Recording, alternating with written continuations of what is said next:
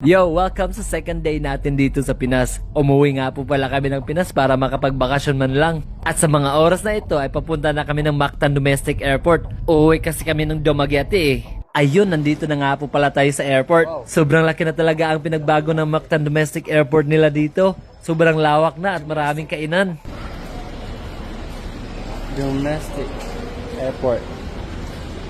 Lolo Pinoy, Lechon di Cebu. Ayun, lechon. Medyo matagal-tagal na rin na hindi tayo nakakain ng masarap na lechon. At hindi na kami nagpatumpik-tumpik pa, kumain na kami agad. Ayun, boarding na kami at na-excite na akong umuwi ng Dumaguete. At nga pala, hindi nga po pala alam ni na mama at papa na uuwi kami ng Pinas. Kaya isa-surpresa natin silang dalawa. Ayun, lilipad na naman po tayo. Lilipad ako para lang sa'yo.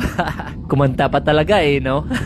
Hayaan nyo na, paminsan-minsan lang eh. Enjoyin na po muna natin ang view dito sa itaas. Ayun, landing na po tayo sa Dumaguete. Excited na talaga akong makita sila, lalo na yung dalawang pamangkin ko. Di ko ma-imagine kung ano ang magiging reaction nila.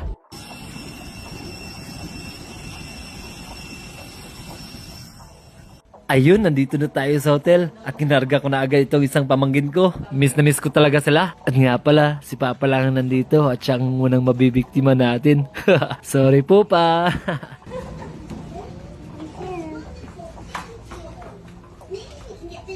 Mama is not here. It's in the town.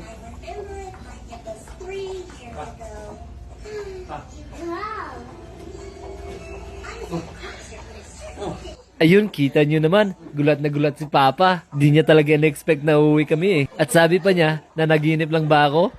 Di siya makapaniwala eh. Ayun, punta tayo sa susunod na bibiktimahin natin. Si Mama. May nasikaso kasi si Mama dito sa downtown eh. Kaya pinadiretso na namin sa Jollibee.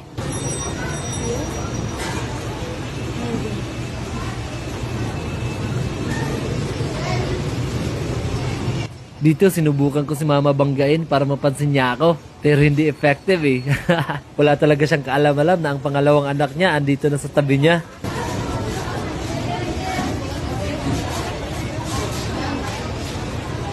Dito nagpatulong na ako sa pamangkin ko para lumingon naman si Mama dito sa side ko. Pero hindi gumana. At sinabi pa ni Mama dito na may discount daw siya kasi senior citizen. Kaya ang saya-saya niya.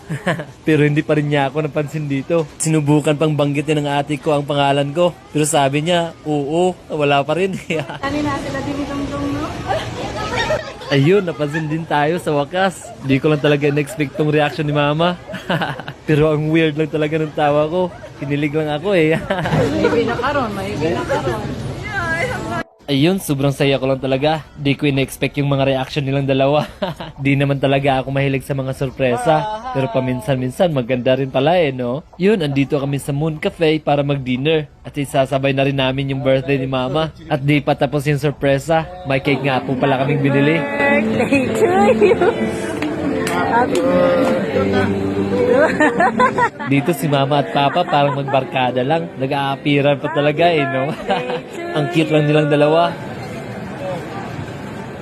Happy birthday, Ma. Stay healthy and beautiful. Medyo na late lang yung upload ko. Pero happy birthday ulit. God bless you. Ayun, pagkatapos kumain, gala-gala na muna tayo dito sa Boulevard. Family bonding time. Ang lawak-lawak na talaga dito. O siya, i-enjoy na lang natin to dito. Nga po pala, patapos na tong video ko. Paki-like, follow, and share naman. Baka naman. Ito nga po pala yung isang pamangkin ko, mahilig sa chicken.